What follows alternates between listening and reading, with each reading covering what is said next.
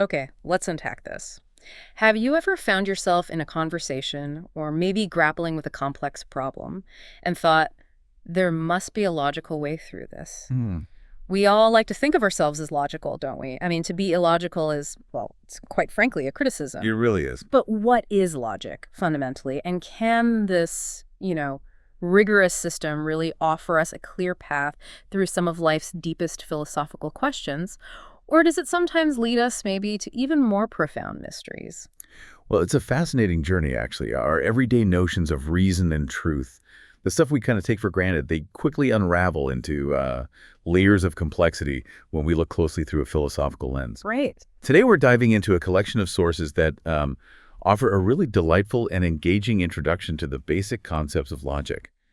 But, crucially, they don't shy away from the profound philosophical problems that those concepts uncover. Okay. We're talking about the very bedrock of rational thought here. That's right. Our deep dive today is all about the very roots of logic, how it sinks deep into the heart of philosophy, and how it's actually been revolutionized multiple times across history. Yeah, quite a few times. Finding new and unexpected roles in things like, well, computation and information processing these days. Our mission, to take you on a shortcut, if you like, to being deeply well-informed about the core philosophical ideas of logic. We want to offer a systematic summary and analysis that will hopefully challenge your assumptions Definitely. and ultimately leave you with some truly reflective questions about how we reason and maybe how we perceive reality itself. We're going to examine some of your deepest intuitions, I think, revealing where seemingly simple ideas become incredibly complex, Yeah. and explore some, well, mind-bending puzzles that logicians and philosophers have wrestled with for centuries. It's about understanding not just what logic is its rules and operations, but why it matters so profoundly and how it shapes our understanding of reality, even when, maybe surprisingly, it points to its own limitations. Okay. This exploration into the nature of reason itself is truly a foundational philosophical inquiry. Okay, let's start at the very beginning with something that seems, well, pretty straightforward. Right. When Lewis Carroll's character Tweedledee says, if it was so, it might be, and if it were so, it would be. But as it isn't, it ain't. That's logic. He's, in his own charming way, articulating a form of reasoning. He is, yeah. We all do it constantly, don't we? We try to figure out what's true based on what we already know, or maybe we attempt to persuade others with reasons. All the time. So when we strip it all away, what is logic fundamentally trying to achieve? What's its core job? That brings up a critical point.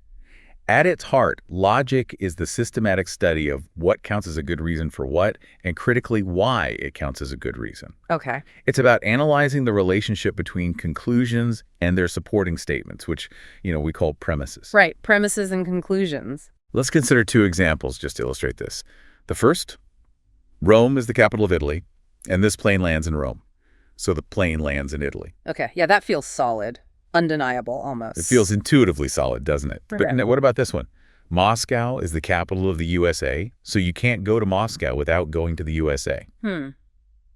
Intuitively, that second one just feels off. Yeah. Even though the structure seems kind of similar to the first one, it's almost nonsensical. So what's the core distinction logic is interested in here, beyond just whether the statements are, factually correct?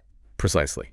That's the key. Yeah. The factual accuracy of a premise, whether Moscow is actually the capital of the USA, that isn't logic's primary concern. Right, that's geography. It's a geographer's job, or maybe a historian's. Logic is interested in whether the conclusion genuinely follows from the premises. Okay. When it really does, when the conclusion is inescapable given the premises, logicians call that inference valid. Valid. Okay, that's the term. So understanding validity, this sort of unshakable connection between premises and conclusion, is logic's central aim. Sounds straightforward, maybe, It does. but our sources point out that defining and recognizing validity quickly becomes a very hard matter. It gets intertwined with profound philosophical questions that stretch far beyond mere intellectual exercises. It's about the very structure of sound reasoning itself. Okay, you've just introduced this key concept of validity, but our sources, they distinguish between two significant kinds that approach this idea differently. Can you help us unpack those? Absolutely. Because I think I often mix up strong evidence with absolute proof in my daily thinking, and I imagine many listeners do too. It's a really crucial distinction. Think Right. of it this way. First, we have deductive validity. This is like the gold standard for certainty. Okay. If the premises are true, the conclusion must be true. Yeah. It is absolutely impossible for the premises to be true and the conclusion false at the same time. No wiggle room. None at all. For example, consider this. If the burglar broke in through the kitchen, there would be footprints on the floor. There are no footprints on the kitchen floor. So the burglar didn't break in through the kitchen. Right. Seems airtight. This conclusion is utterly conclusive. There's just no way around it, given the premises. It's a rock-solid argument. Okay. Then there's inductive validity. Now, here, the premises provide a good reason for the conclusion. They offer strong support, but it's not completely conclusive. Ah, okay. So, probable but not certain. Exactly. The conclusion could still be false, even if all the premises are true. For instance, Jones has nicotine-stained fingers, so Jones is a smoker. Yeah, seems likely. That's a strong suggestion, certainly, and a reasonable inference to make based on common experience. But it's not definitively certain Jones could have stained them for other reasons, maybe working with chemicals or dyes. Right. The possibility of the conclusion being false, however remote it might seem, always remains open. So, deductive validity is the cut-and-dried kind, the one that makes a conclusion absolutely undeniable if the premises hold. It's what Sherlock Holmes aimed for, right? Even if his famous deductions were often, well, incredibly astute inductive leaps, weren't they? That's exactly it. You've nailed it. And historically, much more effort has gone into understanding deductive validity because of its fundamental importance in philosophy and mathematics. Ah, okay. Logicians have often tended to be philosophers or mathematicians, rather than, say, doctors or detectives who might use induction more day to day. Right. So for the rest of our discussion today, when we say valid, we'll typically mean deductively valid unless we specify otherwise. Okay. Because this is where the core philosophical puzzles often lie, and where the concept of logical necessity really takes center stage. Hashtag Chug 1.3. The philosophical challenge of situations and truth. Okay, so a deductively valid inference is one where the premises cannot be true without the conclusion also being true. That cannot seems absolutely crucial. It is. It points to some kind of unbreakable necessity. But what does it really mean for something to cannot be true? Or for a conclusion to hold true in all circumstances? That sounds huge. That brings up a critical point, and it's where logic immediately confronts, well, deep philosophical waters. Right. Logicians often interpret that cannot as in all situations in which all the premises are true, so is the conclusion. Okay. Situations. But then we immediately hit a philosophical wall. What exactly is a situation? What are its components? How do they relate to one another? And what does it truly mean for something to be true within that situation? These are not trivial questions, as our sources really emphasize. No, they sound fundamental. They are. They're foundational issues that immediately arise when we try to rigorously define logic itself. They reach right into metaphysics and epistemology, the study of reality and knowledge. Wow. Okay, so this is truly a profound philosophical hurdle then. If validity demands truth across every conceivable situation, situations on distant planets, before life existed, in fiction, hypothetical scenarios a year from now, 1,000 years ago, how can our finite minds ever grasp that? That's a big question. How can we possibly know what holds true in all of them? We can't, even in principle, survey an infinite number of scenarios. It seems like an insurmountable task. It does seem that way, doesn't it? And it prompts us to ask a deeper question that, interestingly, echoes a similar problem in linguistics. Oh, how so? Well, think about how we effortlessly recognize grammatical sentences in our native language. Okay. This is a chair. This grammatical. A chair is not. Right, we just know. We just know. There are an infinite number of grammatical and ungrammatical sentences, yet we do it effortlessly without consciously checking some massive list. Yeah. Noam Chomsky famously suggested this is because grammar rules are hardwired into us, encapsulated in a finite set of generative rules, perhaps a product of evolution. Okay, innate grammar. Could logic be the same? Are the fundamental rules of logical inference innate, programmed into our very being? Does that give us this special insight into validity without needing to survey every single possible situation? This is a core philosophical challenge right at logic's outset, linking our cognitive capacities, our minds, to the very nature of truth and reason. Whether or not logic is hardwired into us, you'd think our intuitions about very simple inferences would be rock solid. You'd hope so. An example our sources give is, she's a woman and a banker, so she's a banker. seems obviously valid, almost trivially so. Right. And means both parts are true. But our sources also suggest our intuitions can get us into trouble when things get just a little bit more complex. How does that happen? Where do we go wrong? It happens more easily than we might think, actually. Consider a fascinating puzzle presented in our sources, which really twists our everyday assumptions. Let's look at a sequence of two apparently simple inferences. Okay. The first one. Premise. The queen is rich. Conclusion. Either the queen is rich or pigs can fly. Okay. Yeah, that seems valid. If the first part of an either is true, the whole thing is true. Seems fine. Seems perfectly valid, doesn't it? Yeah. Now, the second inference. Premise 1. Yeah. Either the queen is rich or pigs can fly. Premise 2. The queen isn't rich. Conclusion. Pigs can fly. Okay, that also seems valid. If we know one of two claims is true and then we learn the other one isn't, the first one must be true, like process of elimination. Exactly. It's a classic form called a disjunctive syllogism. Right. So I'm with you so far. These both seem fine on their own, but now I'm bracing myself because you mentioned chaining them together. What happens then? Exactly. Here's the trouble. By chaining these two apparently valid inferences together, we derive a conclusion that feels utterly absurd and certainly invalid. Okay. The queen is rich. The queen isn't rich. Therefore, pigs can fly. Whoa. Okay. No, that can't be right. Right.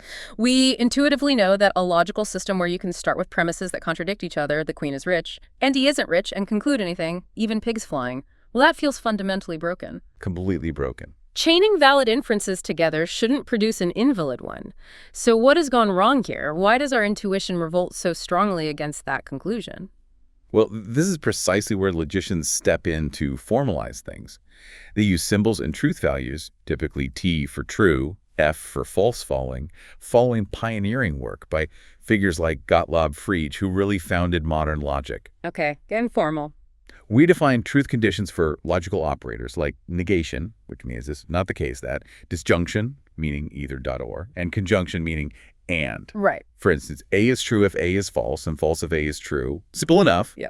And a VB, A or B, is true if at least one of A or B is true. Right. It's only false if both are false. Okay. And A and B is true only if both A and B are true. Got it. So we map out all the possibilities. Exactly. We can depict these relationships systematically in what logicians call truth tables. They give us a complete map of the truth possibilities for these basic logical operators. Okay, that helps visualize the mechanics.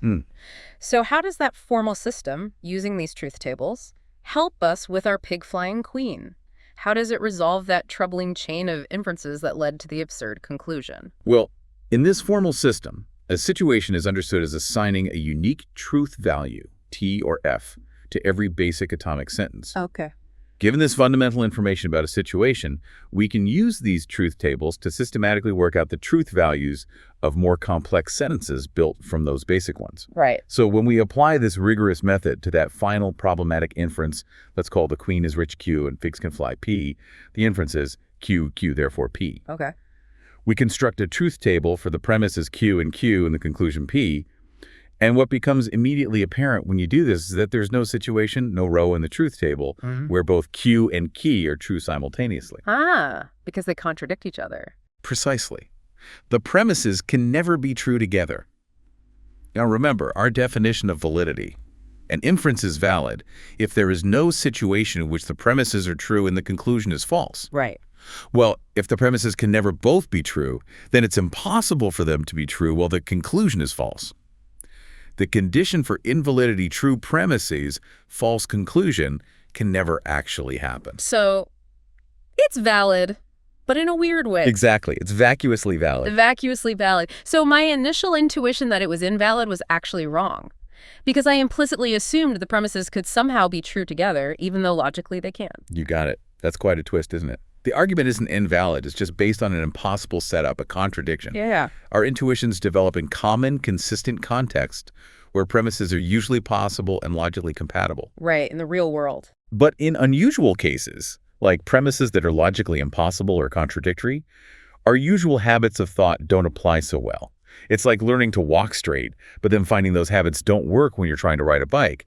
The rules of the game have fundamentally changed. And this also reveals a critical distinction about our everyday language.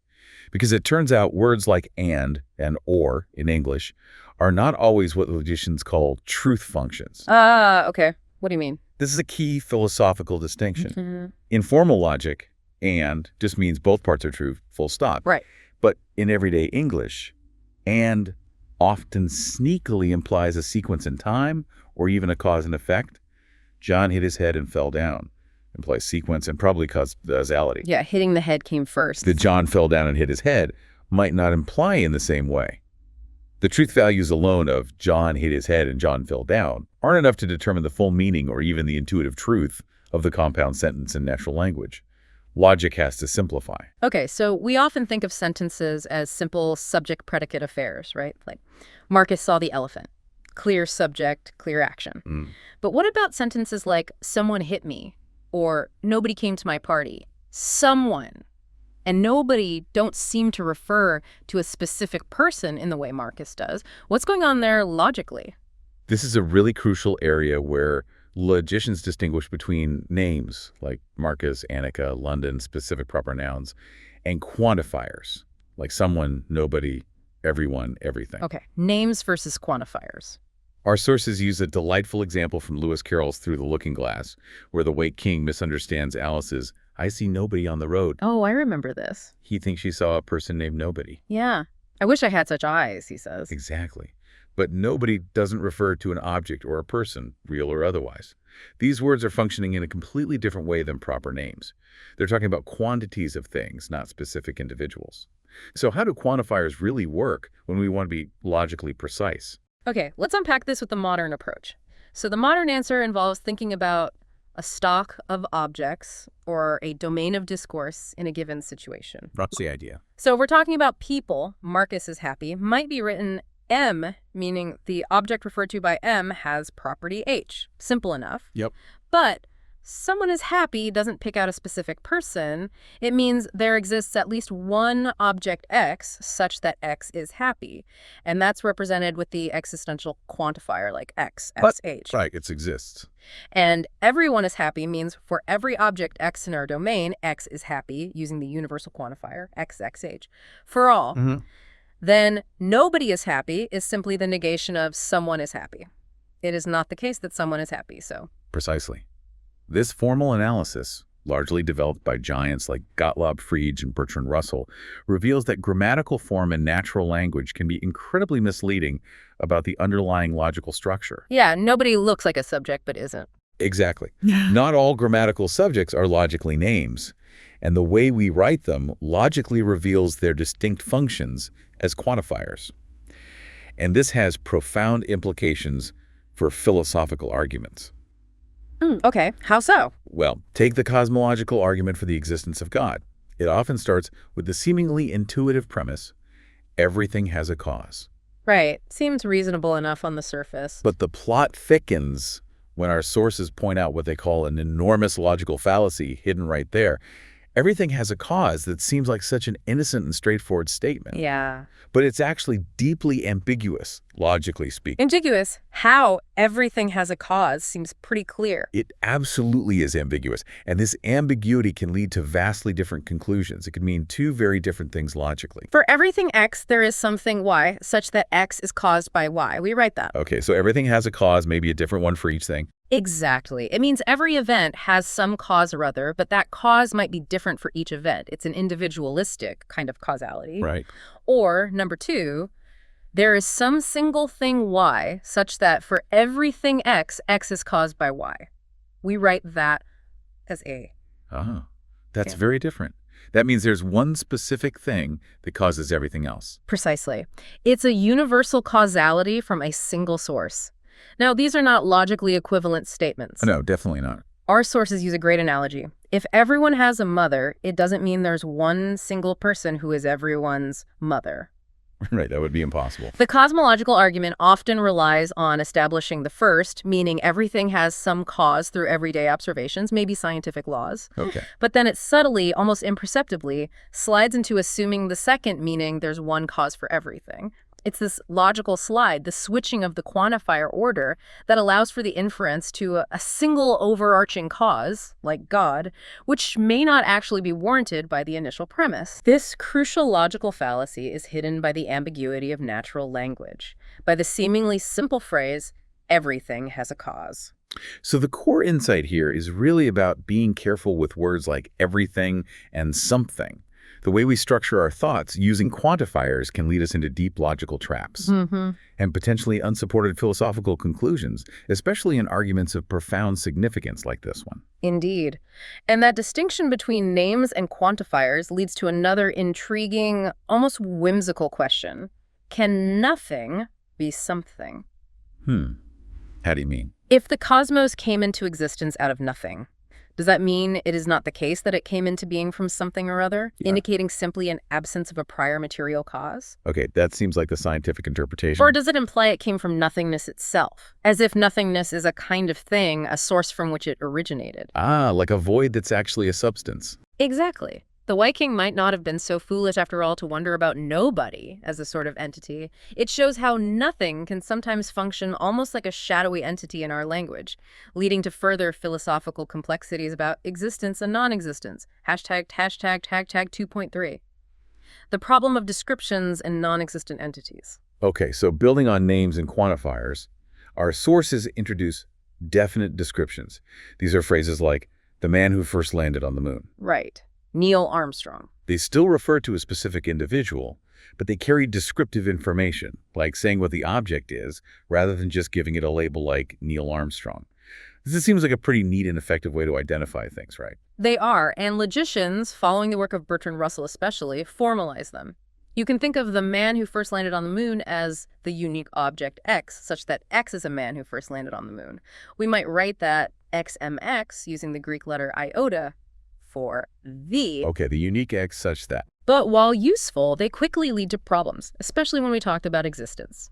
This brings us to something called the characterization principle, or CP. Okay, what's that? It states, the thing satisfying such and such a condition satisfies that very condition. So, the man on the moon is a man on the moon. That sounds obviously true, like true by definition. It seems like a mere tautology, doesn't it? But in general, our sources show it's actually false and can lead to absurd conclusions if you're not careful. False.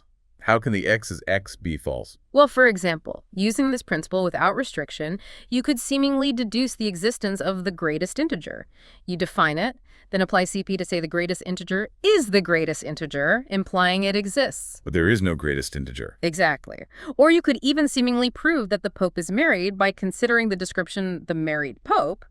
The description satisfies is married, so by CP, the married Pope is married. Okay, that's clearly absurd. So what's the logical trick here? How can a principle that seems so self-evident lead to such undeniable falsehoods?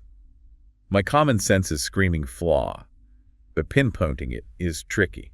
The standard answer, rooted in modern logic, pioneered by Russell, is that if a description like the greatest integer or the married Pope doesn't refer to a unique existing object, then it's an empty name. Empty name. Okay. And sentences using empty names in this way are, according to the standard view, simply false. So the greatest integer exists is false because there is no such unique object. There's always a greater one. The married Pope is married is false because there is no such unique person. Okay. What about the city in Australia with more than 1 million people? That seems like it should refer. But that's also an empty name on Russell's view. Not because no such cities exist, but because there are several: Sydney, Melbourne, Brisbane. It fails to refer to a unique one. Right. The uniqueness condition is key. So this analysis helps to quickly refute the absurd conclusions derived from the characterization principle when the description is empty, either because nothing fits it or too many things fit it. So where does this leave the ontological argument for God's existence? That famously uses a description like the being with all the perfections, including existence itself as a perfection. That's a truly profound argument, trying to prove existence just from a definition. That argument, championed by philosophers like Anselm and later Descartes, defines God as the being having all perfections, which by definition for them includes existence. Right.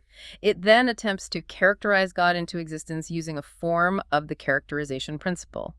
The being with all perfections must have the perfection of existence, therefore it exists. So does Russell's analysis refute it? Our analysis reveals that this argument begs the question. Meaning it assumes what it's trying to prove. Exactly. If God does exist, then the description, the being with all perfections, is not empty, and the characterization principle might hold for that description. But if God doesn't exist, then the description, the being with all perfections, is an empty name. And the argument fails because the sentence, the being with all perfections exists, would simply be false, according to the Russellian analysis. You cannot simply assume the existence of the described entity by assuming the name isn't empty in order to prove its existence. You'd be granting the very point in question, which is not valid reasoning. Okay, that makes sense. But this prompts a deeper inquiry. If sentences with empty names are always false, what about truths about non-existent objects? Like, the most powerful of the ancient Greek gods was called Zeus. That sounds perfectly true to me, even though Zeus didn't exist in reality in the same way, say, Julius Caesar existed. Exactly. That's a fantastic point, and our sources highlight this. This example suggests a deep problem for the standard Russellian account. Yeah. Perhaps there are truths about non-existent objects, challenging the simple idea that sentences with empty names are always false. It implies a realm of discourse, maybe, about fiction, mythology, history, even possibilities, where truth isn't strictly tied to actual concrete existence in the way the standard analysis suggests. Right. This adds another layer of complexity to how logic grapples with reality, language, and the different modes of being, or maybe different ways of talking about things. Hashtag text tag 2.4. Self-reference and the unraveling of truth. We've seen how normal, everyday cases can be surprisingly deceptive in logic. Now, what happens when sentences turn inward and refer to themselves? Self-reference. Like, this sentence contains 5 words. That's clearly self-referential, but seems perfectly fine. It's true and unproblematic. It is, but then we encounter the notorious liar paradox, famously put as, this very sentence that I am now uttering is false. The classic. Okay, what's its truth value? Well, let's try. If it's true, then what it says is true, which means it must be false. Right. But if it's false, then it's claiming to be false, which means what it claims is correct, so it must be true. Huh? It appears to be both true and false simultaneously, caught in an impossible logical loop. Yeah, it just goes round and round. It's like a Mobius strip for logic, where truth seems to flip into falsity and falsity flips back into truth. It demonstrates a perplexing, unresolvable loop in our fundamental concept of truth. Okay, but the truly mind-bending aspect, maybe, is that there's a cousin to the liar, isn't there? What about this one? This very sentence that I am now uttering is true. The truth teller. Is that true or false? My brain is already starting to hurt just contemplating it. It's a clever counterpoint. Let's try again. If it's true, well, then it's true. No contradiction there. But if it's false, then it's false. Again, no contradiction. Oh. So in this case, there's nothing within the sentence itself or logic to determine its truth value. It seems to be neither true nor false, or perhaps its truth value is simply undefined or indeterminate. So it just hangs there. It just hangs there. These ancient paradoxes, including Bertrand Russell's paradox about the set of all sets that are not members of themselves. Right. Does that set contain itself or not? Yeah. Another loop. Exactly. Which appears to both be and not be a member of itself. These paradoxes challenge a core assumption we made way back at the beginning, that every sentence is either true or false, but not both, often called the law of bivalence or excluded middle. Yeah, our TF system. They force us to confront the limitations of our standard two-valued logic, where every statement neatly fits into a true or false box. These paradoxes just refuse to fit. So what's the practical takeaway from this then? I mean, if sentences can be both true and false, or neither true nor false, it means we need a radically new way to think about truth values, doesn't it? Our simple binary system simply can't cope. Indeed. It seems we do. One approach, explored in our sources and developed by various philosophers and logicians, is to expand our understanding of truth values beyond just TNF. Okay. Under this new regime, sometimes called many-valued logic, in any given situation, a sentence might be 1. True but not false, like normal true sentences. 2. False but not true, like normal false sentences. 3. Both true and false, like the liar paradox seems to be. 4. Or neither true nor false, like the truth teller seems to be. Okay, 4 possibilities instead of 2. Exactly. This 4-valued logic requires us to redefine how logical operators like negation, conjunction, and disjunction work to accommodate these expanded possibilities. We need new truth tables. Right. And crucially, this fundamental shift also changes our understanding of validity itself, moving away from the simple, no situation where premises are true and conclusion false model, because true is now more complex. So let's go back to that argument from earlier. The queen is rich, the queen isn't rich, so pigs can fly. The vacuously valid one. Right, which we called vacuously valid under the old two-valued system. Mm-hmm. What happens to it now under this expanded four-valued framework? Okay, good question. Under this new expanded understanding, let's assume that a contradiction like the queen is rich, Q, could potentially have the value both true and false.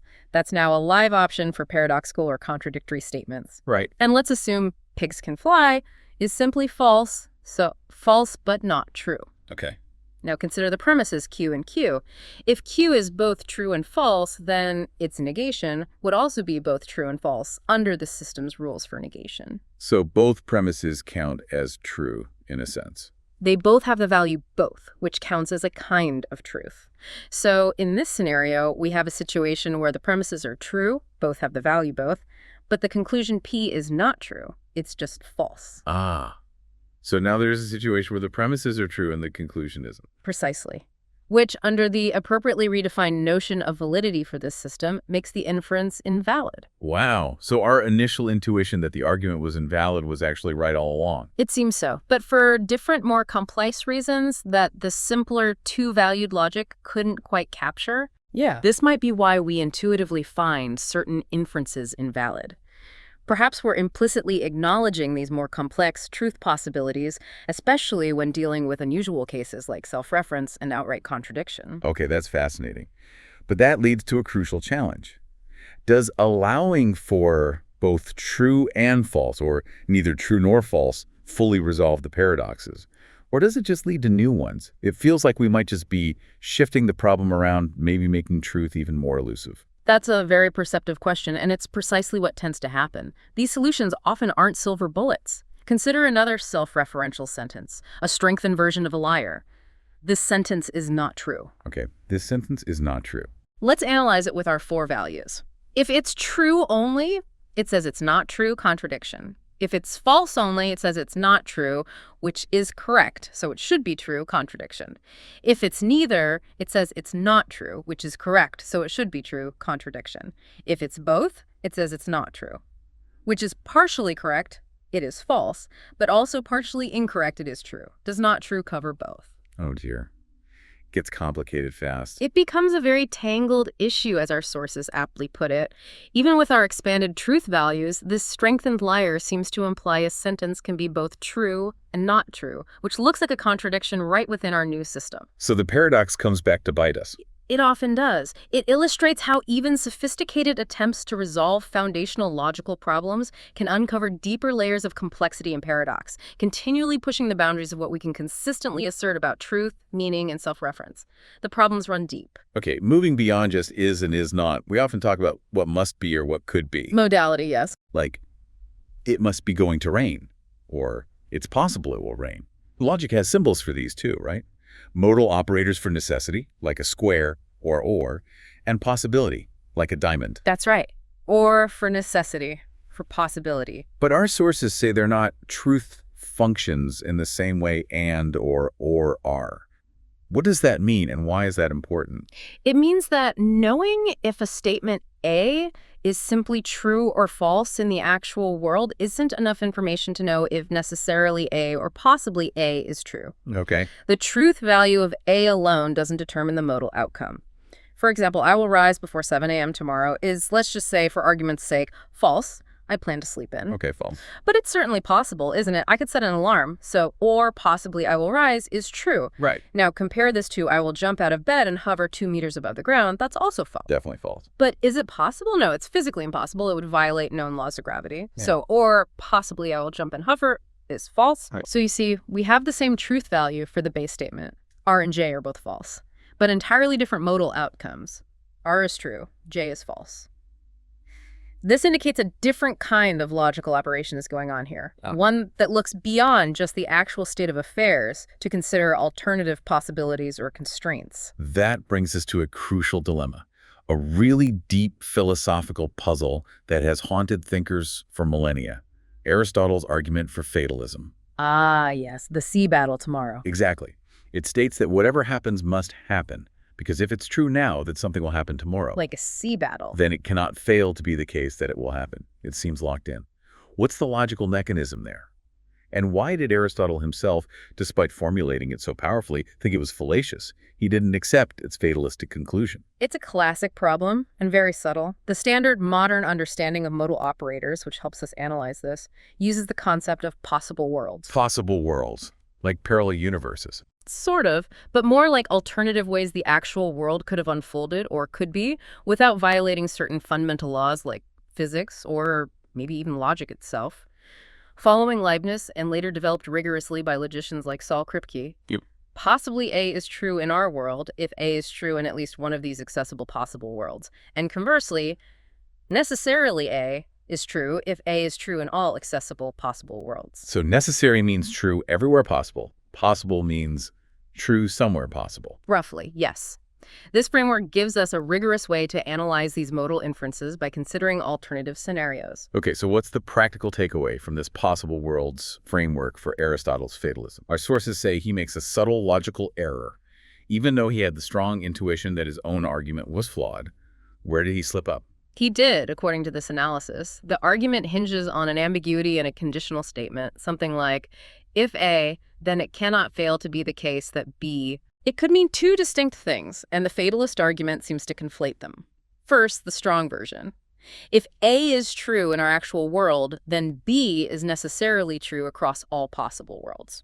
We'd write that A. This implies B is always true no matter what if A happens to be true now. Right, they're very strong. Or second, the weaker version. It is necessarily true that if A then B, we'd write that AB. This just means a connection between A and B holds in all possible worlds, but B itself isn't necessarily true in all worlds. The necessity applies to the implication, not the outcome. Exactly. Aristotle's argument needs the first strong meaning, A, to conclude fatalism that everything that will be must be. Okay.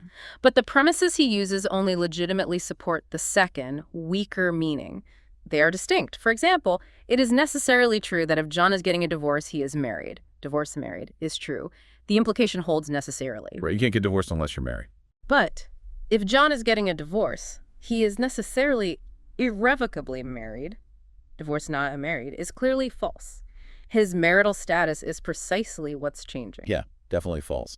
Aristotle's argument seems to fall apart because it subtly swaps these two meanings, making a logical leap from the necessity of the implication to the necessity of the consequent, which isn't warranted. Okay, so the argument for fatalism, at least Aristotle's version, is invalid because of this ambiguity. That's a bit of a relief for free will. It is. But then our sources hint at a closely related argument, the master argument of Diodorus Cronus, an ancient Greek logician, that cannot be answered so easily. That sounds truly unnerving, still a threat to free will. Exactly. Diodorus Cronus's master argument is much trickier and seems to avoid Aristotle's specific fallacy. It presents a much tougher nut to crack. How does it work? It starts by noting something plausible. If a statement about the past is true, it is now necessarily true you cannot change the past. What's done is done, fixed. Okay, the necessity of the past. Seems right. Then it argues, if something will happen tomorrow, say that sea battle, then it was true 100 years ago that it would happen tomorrow. A past truth about the future. That past truth, a sea battle will occur on date X, is now, today, a necessary truth because it's a truth about the past, and the past is fixed and unalterable. Right. Therefore, the argument concludes, what will happen tomorrow at the sea battle must happen because its future truth was already fixed as a necessary past truth. Whoa, that seems to follow. It avoids the if-then ambiguity. It seems to. By connecting the necessity of the past to statements about the future, it presents a much tougher challenge to our notion of free will and the open nature of the future. It leaves us with a profound and deeply unsettling question. Is fatalism true after all? And how do we reconcile our intuitive sense of agency and open possibilities with the seemingly fixed nature of past truths about those future events? Diodorus' argument is still debated today. Okay, if modal operators weren't puzzling enough, we constantly use if-then statements, conditionals in our reasoning. They seem absolutely fundamental to how we think about cause and effect, consequences, planning, everything. They're everywhere. But our sources say even the crows on the rooftops were cawing about conditionals back in ancient Greece. Why so much fuss? What was the big philosophical debate that even the birds were talking about? The main puzzle, which has indeed preoccupied logicians for millennia, is figuring out the exact logical meaning of if a then see which we can write at EC, does it mean the same as it is not the case that A is true and C is false? That's often written as A and C, and it's called the material conditional. Okay, the material conditional. Yeah. Just defined by truth value. Yes, its truth table says it's true unless A is true and C is false. Now, if our everyday if-then is the same as this material conditional, then our intuitions get severely violated in common cases. How so? Give me an example. Okay. If Canberra is the federal capital of Australia is true, which it is. Then the material conditional, if Canberra is not the federal capital, Canberra is the federal capital, would also be true, according to the truth table, because the if part is false. That feels plainly wrong. It sounds nonsensical. It does. It feels like it implies some weird causal or evidential connection that simply isn't there. Or another example, if Sydney is the federal capital is false, which it is. Also true. I mean, also false. Sydney isn't the capital. Right. Then if Sydney is the federal capital, then Brisbane is the federal capital. Right. Would be true. Again, according to material conditional's truth table, because the if part, Sydney is the capital, is false. Which also feels patently wrong. Sydney being capital has nothing to do with Brisbane being capital. Exactly. And the material conditional is true whenever the if part, the antecedent, is false, or whenever the then part, the consequent, is true. This seems very counterintuitive compared to how we use if-then in everyday speech, where we usually expect some kind of relevance or connection. So the implications for our understanding are clear. Our everyday if-then isn't just a simple truth function, determined solely by the truth values of its components. It seems to demand some kind of deeper connection. Correct. It strongly suggests the truth value of AC in natural language isn't simply determined by the truth values of A and C in isolation. There's more going on. So what's the alternative? Well, the possible worlds approach from modal logic, which we just discussed, offers a plausible alternative that seems to align much better with our intuition. Okay, how does that work for conditionals? Under this view, AC is true if C is true in every relevant possible situation or world where A is true. So wherever A holds, C must hold too. That sounds much better. It demands a deeper connection, a modal connection across possibilities, rather than merely looking at the truth or falsity of A and C in the actual world. Yeah. This approach also elegantly explains why modus ponens, the inference from A and if I then C to C, appears so intuitively valid. Right, the most basic if-then inference. Because if A is true in our actual world, and C is true in all possible worlds where A is true, then C must be true in the actual world too, since the actual world is one of the possible worlds where A is true. Okay, that seems to clear things up considerably, tying it back into our discussion of possible worlds. That feels like a good solution. It seems promising. Uh-oh. I sense a but coming. Our sources suggest this solution itself faces new challenges, taking us right back into the labyrinth of logical puzzles. It seems like every solution uncovers another layer of complexity. Indeed. It's often the case in philosophy of logic. While the possible worlds account for conditionals, often called the strict conditional or related theories, seems promising, common inferences that we often take to be deductively valid reveal striking counterexamples under this very account. Like what? Which common inferences break down now? Well, things like transitivity. If A then B, if B then C, so if A then C, and strengthening the antecedent. If A and C, so if A and B then C. These look solid, right? They seem pretty fundamental, yeah. But consider this example for strengthening the antecedent. If Smith jumps from a precipice, she will die. Let's assume that's true in all relevant worlds where she jumps unprepared. Okay, seems reasonable. Now, does it follow? So, if Smith jumps from a precipice, A and D wears a parachute, she will die. No, clearly not. The parachute changes everything. Exactly. The conclusion clearly doesn't follow from the premise, even though it fits the logical form of strengthening the antecedent, adding and wears a parachute. The addition of B wears a parachute drastically changes the outcome, breaking the supposed logical chain predicted by that inference pattern. Our sources also mention conversational implicature, where inferences are made not just from the literal meaning of what is said, but from the fact that it is said in a certain context. This often subtly influences our intuitive judgments about conditionals in ways formal logic struggles to capture neatly. Okay, now for a real head-scratcher. What is one to say about that state of affairs? If even these seemingly basic if-then inferences like strengthening break down under scrutiny, how can we truly trust our reasoning about consequences at all? The very foundation of cause and effect, of predicting outcomes, seems to become unstable, if our fundamental conditional statements are so problematic and context-dependent. This really highlights the persistent, contentious nature of conditionals in logic. Despite being absolutely fundamental to how we reason and articulate consequences, their precise logical behavior remains deeply problematic. It forces logicians to continuously refine their theories, often developing quite complex systems, sometimes at the cost of sacrificing some of our most cherished logical intuitions, like the universal validity of strengthening or transitivity. It's a testament to how complex even the seemingly simplest aspects of language and thought can be when subjected to rigorous logical analysis. Okay, let's pivot slightly to another deep puzzle involving time and existence. How does anything maintain its identity through change? The persistence question. When I change my hairstyle or, paint a cupboard, it's still me or the cupboard, right? Yeah. You talk that way. But in a very real sense, I'm also different. The cupboard is a different color.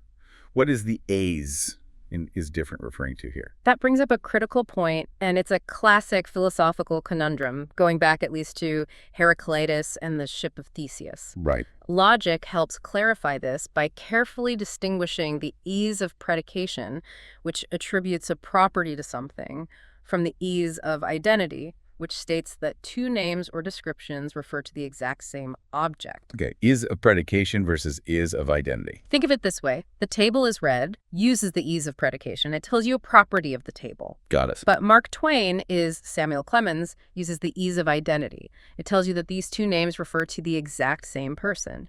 Change typically involves predication. You acquire new properties, like a new hair color, or the cupboard acquires a new property, being blue instead of brown. But you're still considered the same underlying person or object. The identity remains. Arguments that claim an object ceases to exist merely because it changes a property often confuse these two uses of is, leading to logical missteps. And a core principle here that seems to anchor our understanding of identity is Leibniz's law, right? Or the principle of the indiscernibility of identicals. Exactly. It states that if two objects are identical, if A, B, then any property of one must also be a property of the other. If PA, then PB. So if John is the race winner and the race winner got a prize, then John got a prize. That seems like an absolutely unassailable logical truth. It is, and it has countless unproblematic applications, like in high school algebra, where we substitute equivalent expressions all the time based on this principle. But like many things in logic, it faces subtle challenges when you push it. Oh. Where does Leibniz's law run into trouble? Well, one tricky area is epistemic contexts, situations involving what someone knows or believes. Okay. For example, Mary knows the race winner got a prize. Doesn't necessarily mean Mary knows John got a prize, even if John is the race winner. Because Mary might not know that John is the race winner. Precisely. The property being known by Mary to have won a prize is a property related to Mary's mental state, not necessarily an intrinsic property of John himself in the way Leibniz's law requires. The property in question needs to be a property of the object itself, not a property involving someone's knowledge or belief about the object. Okay, that makes sense.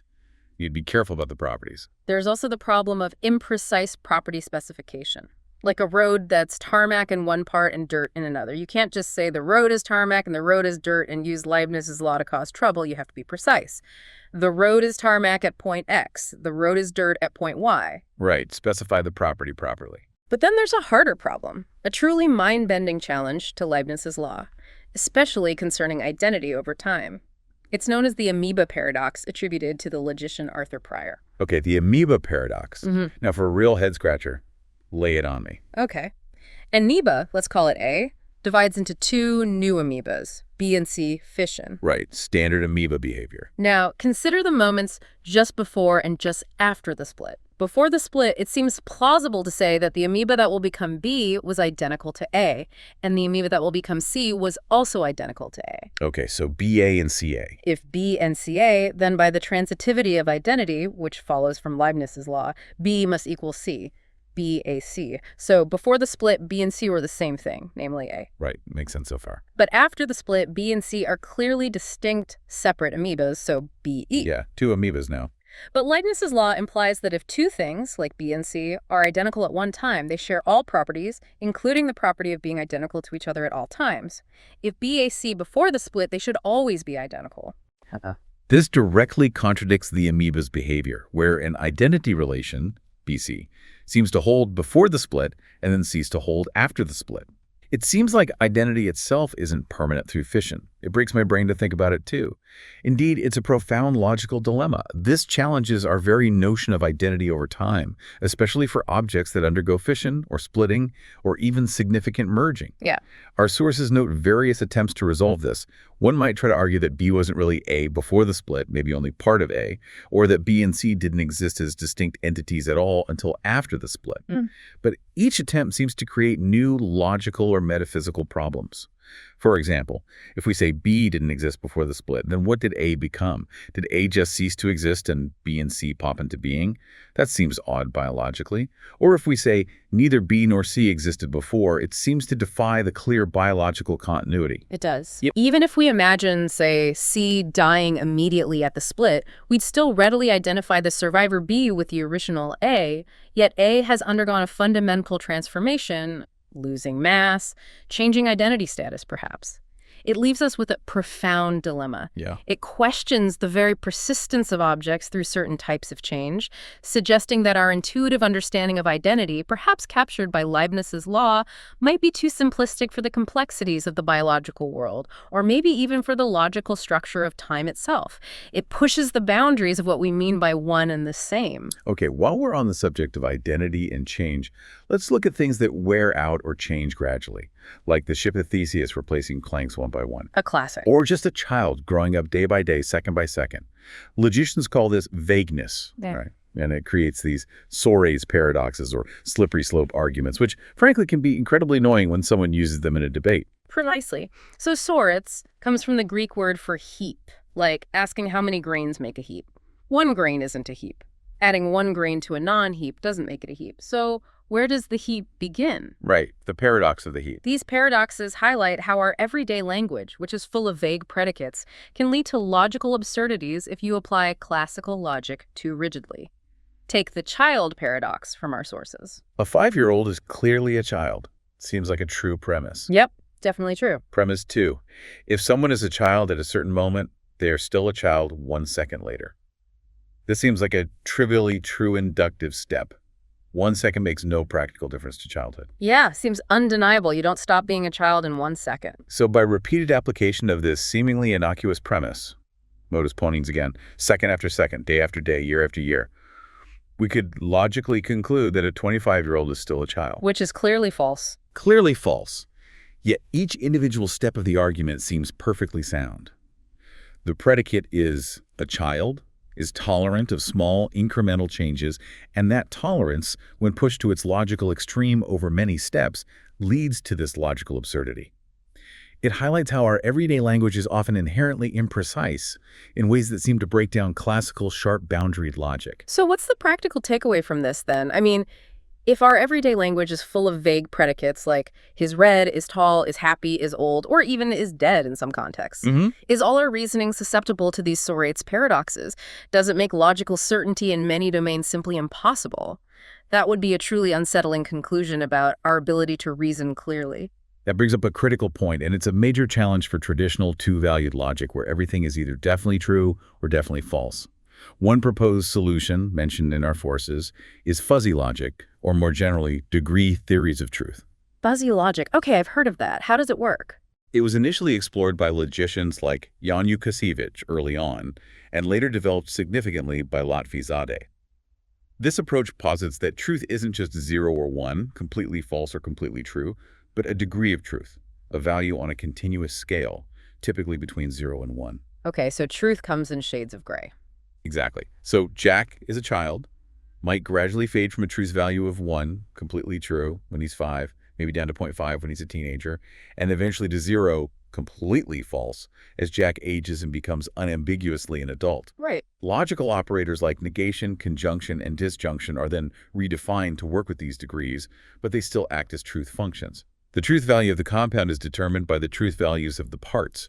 For example, the truth value of not A might be defined as 1 minus the truth value of A. Okay. And the truth value of A and B might be the minimum of their individual truth values, or A or B might be the maximum. There are different ways to define them, but they handle these intermediate values smoothly. Okay, so how does fuzzy logic actually solve the sorites paradox? How does it avoid the absurd conclusion that the 25-year-old is a child if truth itself is now a sliding scale rather than an absolute?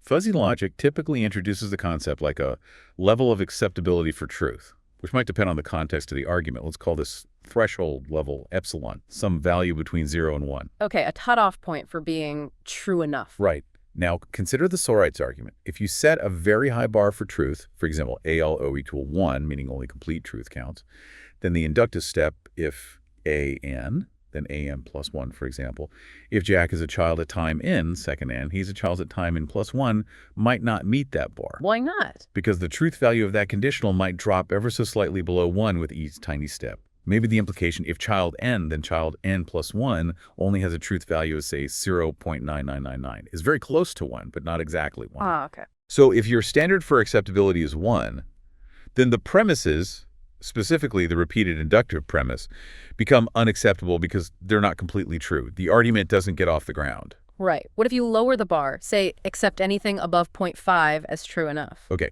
If you lower the bar for acceptability, A1, then the premises might all count as acceptable.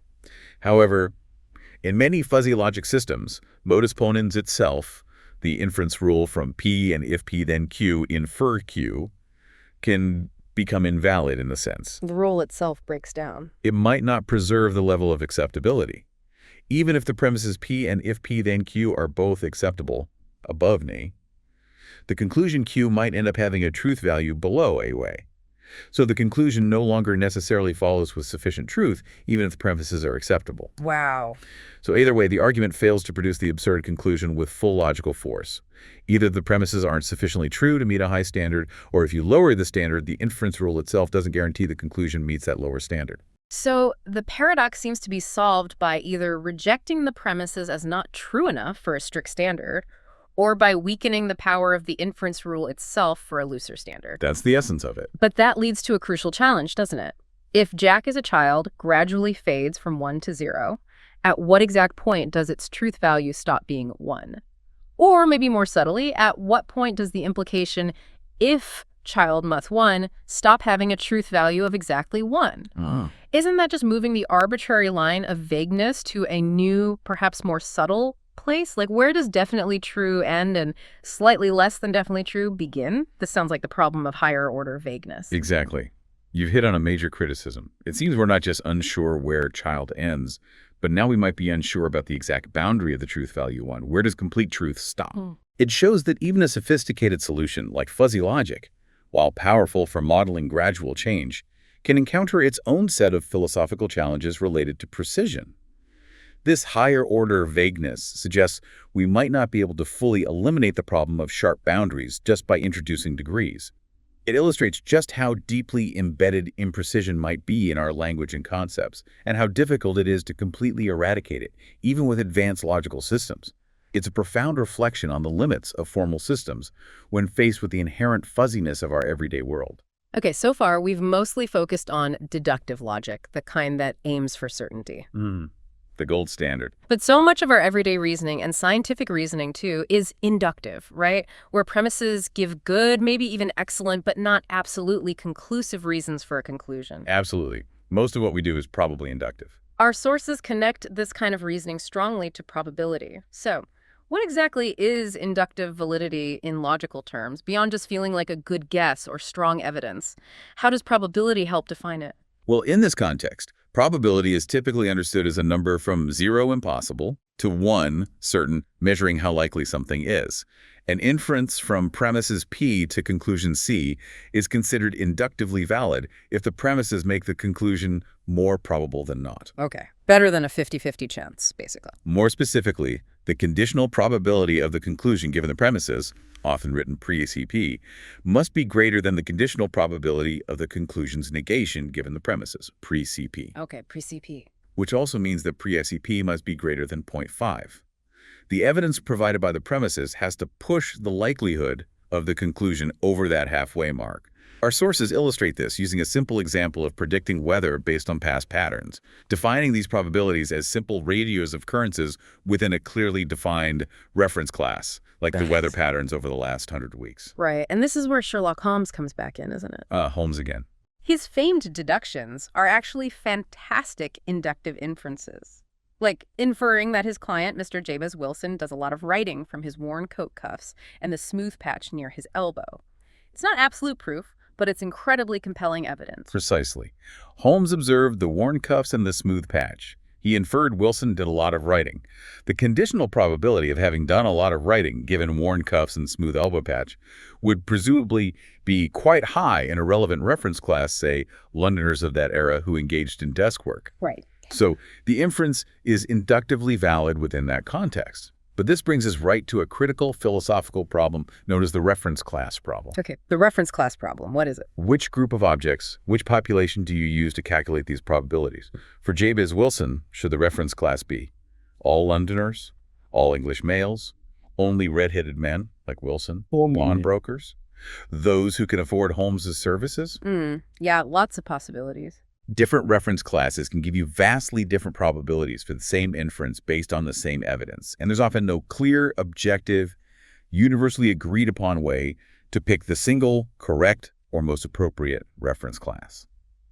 So the core insight here is potentially quite damaging. If the validity of an inductive inference depends crucially on choosing the right reference class, and there's no clear objective way to choose it, how can we reliably rely on these inferences in the real world, especially for judging individual cases or making specific predictions? It seems to undermine the very objectivity of inductive reasoning based on probability. That prompts us to ask a deeper question, a kind of reductio ad absurdum. What if the most accurate or most specific reference class is just the individual in question, for example, Jabez Wilson himself? Okay, the class of one. Well, if the reference class is just Jabez Wilson, then the probability that he did a lot of writing is either 1 if he actually did, or 0 if he didn't. Right. It's either true or false for him. In that extreme case, the inductive inference becomes useless for determining the truth of the conclusion. Its validity, the probability being 1 or 0, simply depends entirely on the fact we're trying to discover in the first place. So it tells us nothing new. It highlights a fundamental challenge for applying probability theory, at least in this simple frequency interpretation, to real-world inductive reasoning. It exposes a crucial limitation in our ability to objectively establish inductive validity for specific individuals or unique events using this method. How do we choose the right level of generality? Hashtag Shad 4.3. Inverse probabilities and the rationality of belief. Okay, building on probability, our sources delve into inverse probabilities and their crucial role in many inductive arguments. A key example they use is the argument from design for God's existence. A very famous argument, yes. That argument essentially says, look at the ordered, complex cosmos. That's our observation, our evidence. This order makes a creator God, the hypothesis, likely. That brings up a critical point about probability, and it's a common confusion in probabilistic arguments like this one. The argument from design often suggests, implicitly or explicitly, that the probability of observing cosmic order given that God exists, we write this pre-order God, is high. A creator God would likely create order, right? Yeah, that seems plausible. An ordered mind creates order. Okay. But for the argument to be a good reason for belief in God based on the evidence of order, we actually need the probability of God existing, given that we observe order, to be high. Oh, the other way around. Exactly. These are inverse probabilities, and they are not the same thing, even though they are related. Okay, can you give another example? Sure. Think about kangaroos. The probability that you are currently in Australia, given that you see a kangaroo hopping down the street in the wild, pre-Australia kangaroo, is extremely high, almost 1. Right. Wild kangaroos mean Australia. But the inverse probability, the probability that you will see a kangaroo hopping down the street, given that you are in Australia, pre-kangaroo Australia, is actually very, very low. Australia is huge. Kangaroos aren't on every street corner. Okay, yeah, definitely low. Good example.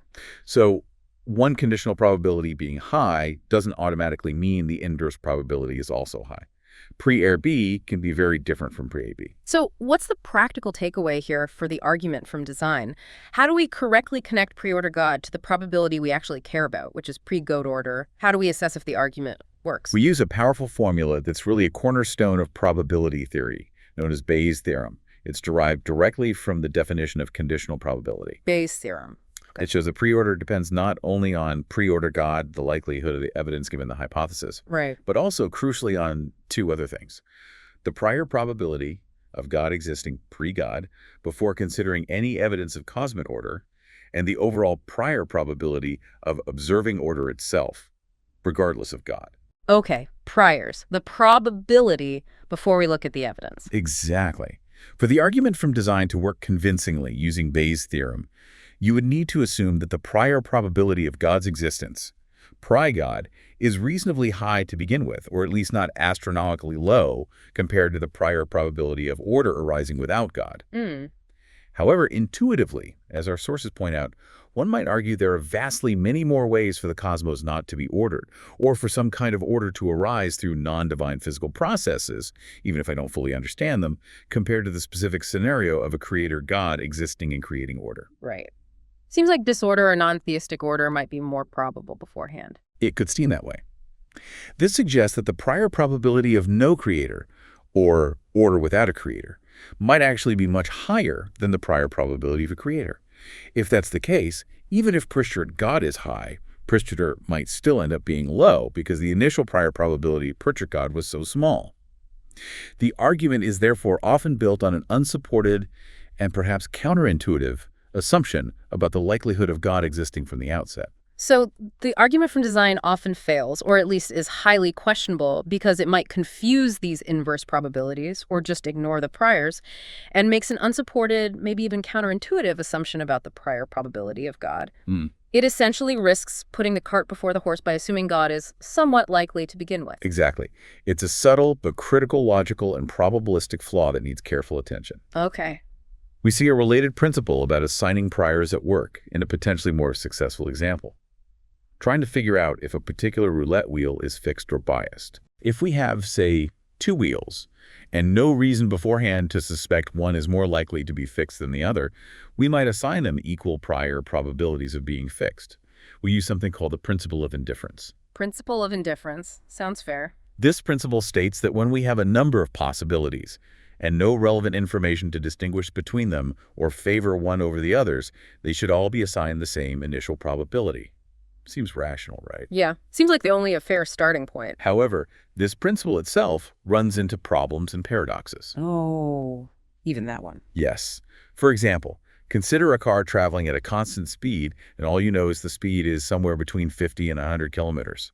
Okay. Using the principle of indifference, you might say any speed in that range is equally likely. So there's a 50% chance the speed is between 50 and 75 kilometers, and a 50% chance it's between 75 and 100 kilometers. Seems reasonable. Equal ranges, equal probability. But now think about the time it takes to travel a fixed distance, say 100 kilometers. Traveling at 50 kilometers takes 2 hours. Traveling at 100 kilometers takes 1 hour. Traveling at 75 kilometers takes 1 hour and 20 minutes, 1.33 hours. Right. Higher speed, less time.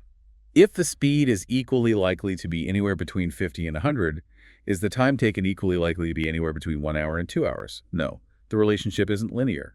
The principle of indifference applied to speed gives a different probability distribution than if you applied it to the time taken.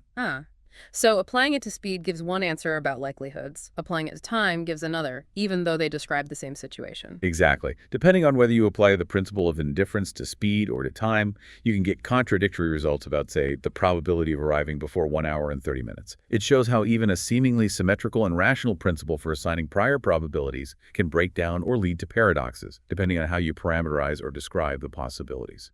It reveals subtle limitations in our attempts to establish rational probability assignments, even from a state of ignorance. Okay, finally, our deep dive brings us to decision theory, which sounds like the logic of how to act, how to make the best choice, especially when outcomes are uncertain. Exactly. Rational choice under uncertainty. And a super famous example here, which connects back to our previous discussion, is Pascal's wager. Ah, yes, Blaise Pascal. The argument that it's prudent, it's rational to believe in God, just in case, because the potential payoff, eternal heaven, is infinite, and the potential cost of being wrong, perhaps a finite life lived piously but unnecessarily, is negligible in comparison. Decision theory provides a way to quantify this kind of reasoning using the concept of expectation, or expected utility. Okay, expectation, how's that calculated? The expectation of an action is the sum of the value or utility of each possible outcome of that action, with each value multiplied by its probability of occurring. So value times probability summed up over all outcomes. Precisely.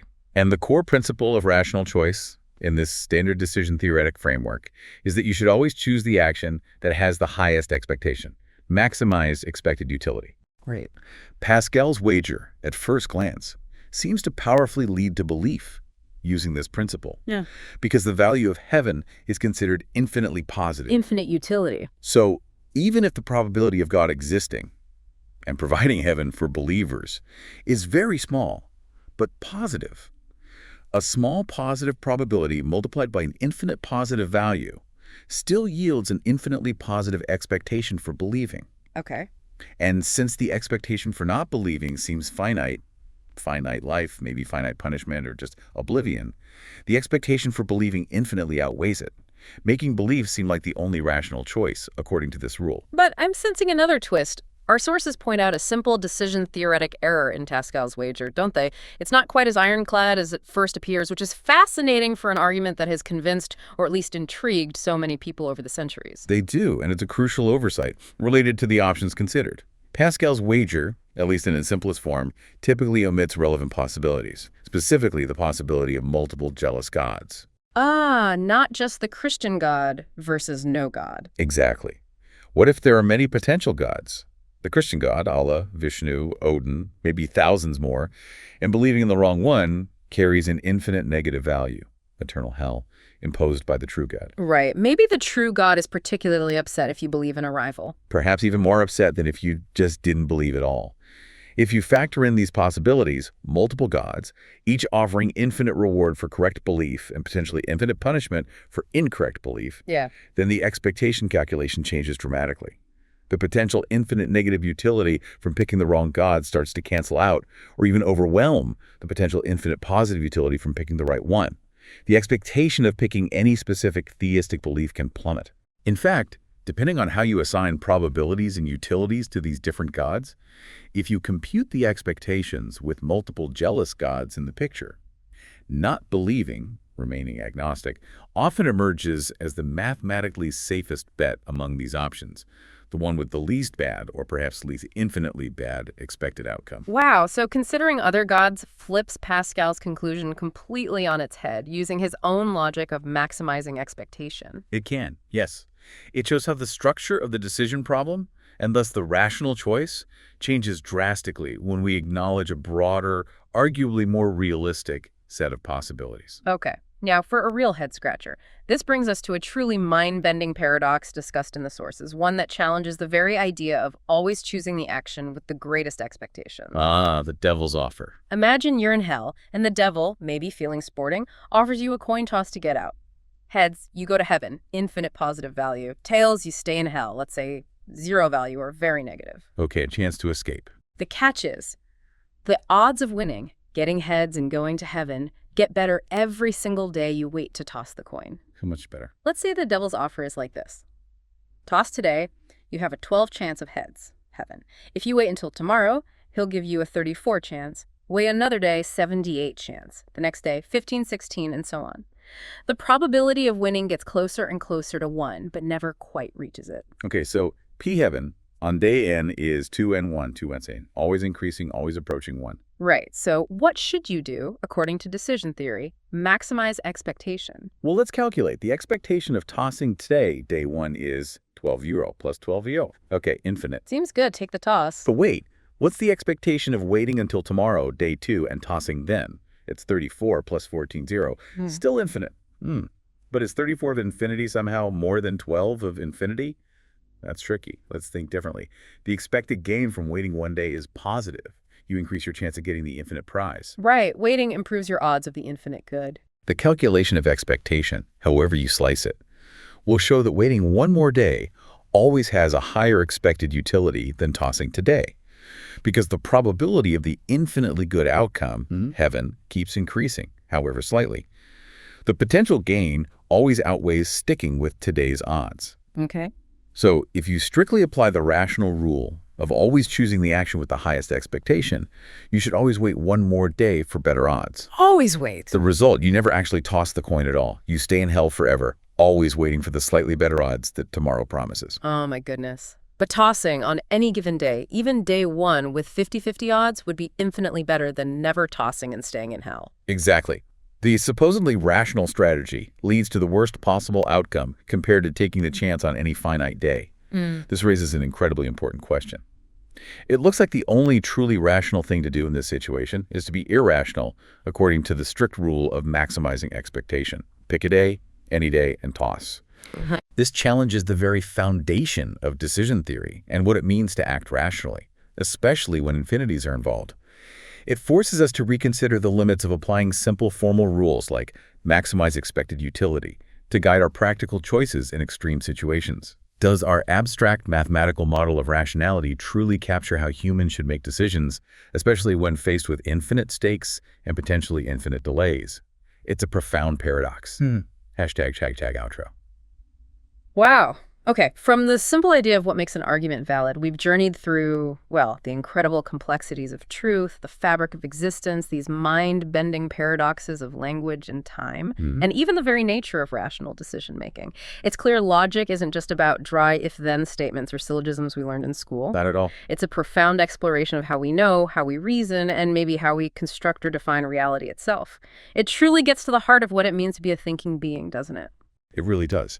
And logic, despite its relentless quest for certainty and clarity, continually seems to uncover uncertainty, ambiguity, paradox. It forces us to refine our understanding of our most fundamental concepts: truth, identity, necessity, probability, even rationality. Yeah. What's fascinating here, I think, is that even the greatest logicians and philosophers of the past, people like Aristotle, the Stoics, Euclides with the liar paradox, later Frege and Russell, they were engaged with these very same deep puzzles. Right. These aren't new problems. Not at all. It shows that logic is a living, evolving subject, right at the heart of human thought and endeavor for millennia, continually pushing the boundaries of what we understand as truth and reason. It's really an ongoing conversation with our own minds, trying to make sense of how we make sense. So what does this all mean for you, our listener, trying to navigate the world? It means that thinking logically isn't just about, solving a Sudoku puzzle or winning an argument online. Hopefully not just that. It's about engaging with the deepest questions of existence, truth, and rationality. And sometimes, as we've seen today, the most logical path leads not to simple answers, but to more questions, deeper puzzles, challenging our intuitions and assumptions at every step, making us reflect on the very tools of our own minds. That prompts us to ask a deeper question, maybe, for you to ponder. In a world that seems full of increasing information, complexity, ambiguity, where headlines can be misleading, arguments are often flawed, and decisions are rarely clear-cut. Yeah. How might embracing the challenge, the nuances, even the paradoxes of logic, rather than ignoring them or seeking simplistic certainty, actually help you navigate your own understanding? Help you figure out what is true, what is possible, and what is truly rational in a more careful, reflective way. Something to chew on, for sure. Embracing the complexity instead of running from it. We hope this deep dive has given you a richer, maybe more nuanced appreciation for the amazing and, yes, sometimes bewildering world of logic. Until next time, keep questioning, keep exploring, and keep